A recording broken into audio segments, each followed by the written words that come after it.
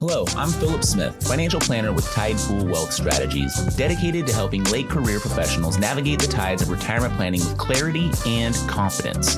This is your retirement planning guide to money management, pursuit of long-term financial growth, and creating an adaptive strategy tailored to your unique and evolving journey.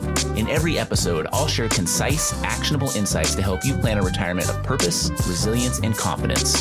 Welcome to The Perfect Retirement Plan? Hello, and thanks for joining me for today's episode. Today, we're wading into the waters of a big question for people nearing the retirement milestone. How do I know if I'm ready to retire? If you're like most people nearing retirement, you've probably asked yourself this at least a dozen times. Maybe while staring at your 401k balance, or maybe while sitting through yet another seemingly pointless Zoom meeting, or maybe when you realize that the new intern just called you sir or ma'am for the first time. Yikes. Oof, that's a moment. Right up there with realizing pop music no longer makes sense to you. Yeah, that's when you start wondering, is it time? But retiring isn't just about having a pile of money. It's about knowing that you're financially and emotionally ready. So let's wade into this together and walk through 5 key benchmarks that can help you answer, hopefully once and for all, if you are truly ready to retire. And before we start, if this podcast has been helping you make sense of retirement planning, hit subscribe and turn on notifications so you don't miss an episode. Let's talk about benchmark number 1, the savings milestones. Starting here will help us begin to figure out the answer to how much do I really need? Now, let's get this out of the way first. There is no universal magic number for retirement. One person might need $2 million, while another is perfectly fine with half of that. The real question is, do you have enough to generate the income you need? One helpful rule of thumb, as I've previously discussed, is the 4% rule, synonymous with the rule of 25, which suggests withdrawing 4% of your portfolio per year. So if you've got $1 million nest egg, that's $40,000 a year in withdrawals on top of Social Security, hopefully something like pensions or other income sources. Yes, the 4% rule. The financial world's equivalent of microwave popcorn directions. Mostly useful, but definitely not foolproof. Precisely. The 4% rule assumes relatively consistent market conditions. And let's be real, life is anything but predictable. Instead of relying on one rule, test your numbers. You know, the 4% rule is easy to reference in a podcast that tries to be concise, but I actually only use this as a quick reference, sort of a periscope up look at things. With planning clients, we primarily discuss dynamic distributions, putting emphasis on income flexibility. The method we use, the guardrails approach, can increase the withdrawal amount as long as there is the understanding that there has to be an ability to adapt to the markets. Markets go up, maybe increase that distribution a little. Markets go down, in other words, the portfolio goes down beyond a certain point and it's time to reduce the distribution amount. This helps to preserve the retirement account balance in times of market distress. For your own situation, look at your savings, income sources, and expected spending to see if your retirement cash flow actually works. Your savings milestones will look different than your neighbor or your coworker. Reach out to a financial advisor if you want to get some help with this.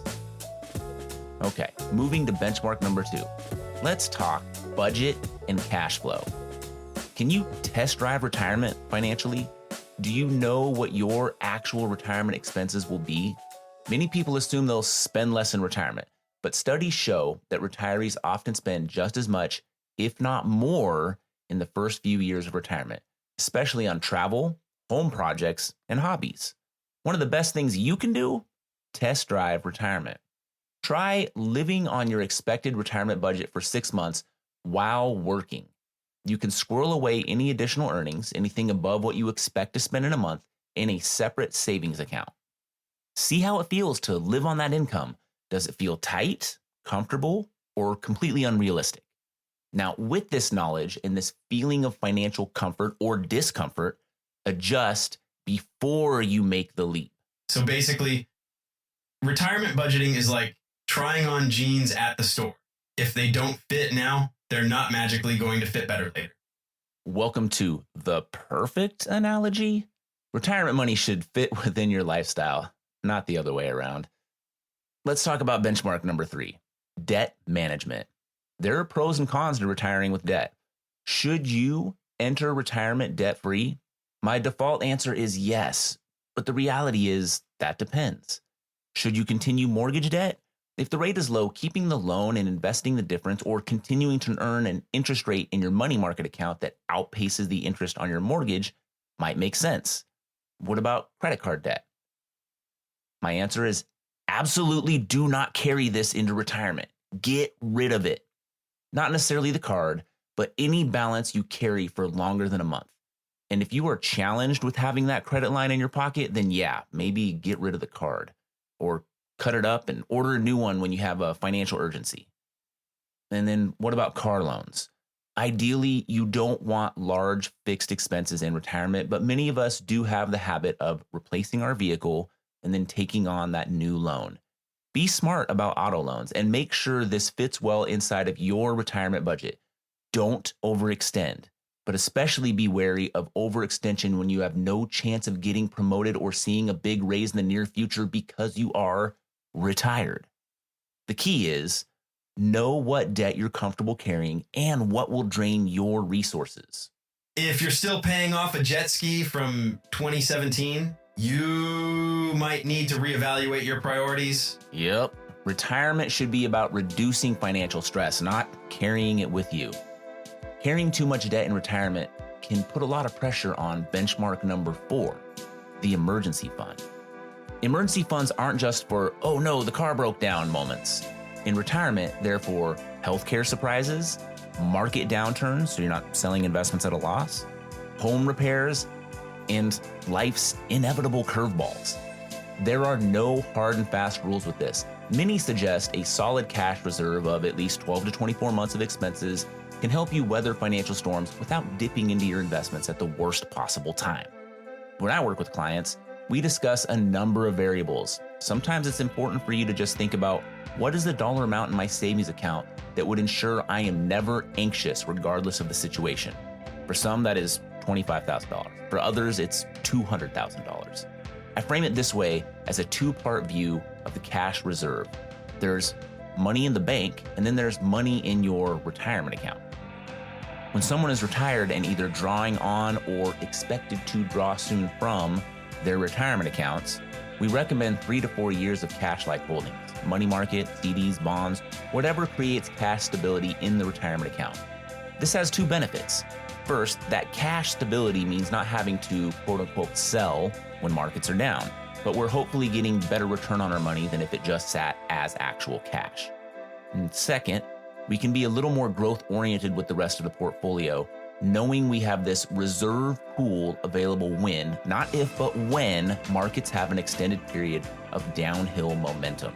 Think of an emergency fund like an airbag. You hope you never need it, but if you do, you'll be real glad it's there. Like, really glad. You don't want to be scrambling when things go sideways. And so I guess we can close out with our 5th benchmark, which is non-financial, emotional preparedness.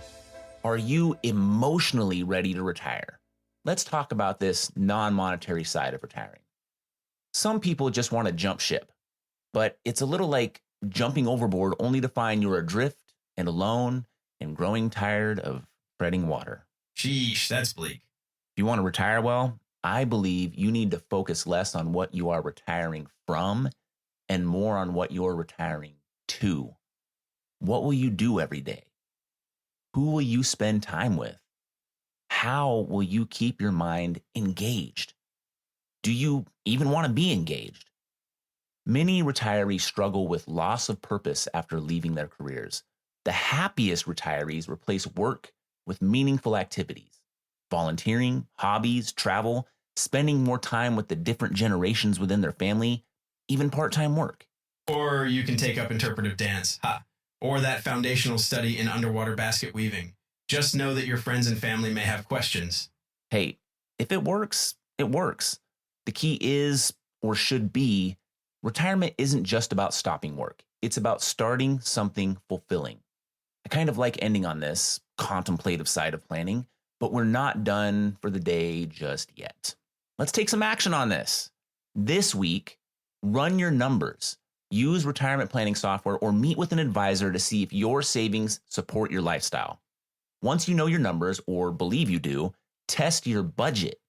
Try living on your expected retirement income before you quit your job. And perhaps the more fulfilling side of this, plan your post-work life. Write down what you actually want to do in retirement. A plan makes all the difference. Making the retirement decision isn't just about hitting a number. It's about financial readiness, lifestyle fit, and personal confidence. If you can check off these 5 benchmarks, you're in a great position to retire on your own terms. Remember, it's not about having the smartest financial advisor, the most money saved, or the highest probability of retirement success. The perfect retirement plan for you is the one you act on. It's disclosure time. This podcast is intended for educational purposes only, should not be used for any other purpose. The views depicted in this material should not be considered specific advice or recommendations for any individual, are not intended to be financial, tax, or legal advice, and do not represent Type Wealth Strategies or Cetera Advisor Networks, LLC. For a comprehensive review of your personal situation, always consult with a financial, tax, or legal advisor. Neither Cetera nor any of its representatives may give legal or tax advice. Our office address is 450 Country Club Road, Suite 350, Eugene, Oregon 97401. Securities and advisory services are offered through Cetera Advisor Networks, LLC, a broker-dealer, registered investment advisor, and member of FINRA and SIPC. Cetera is under separate ownership for any other named entity.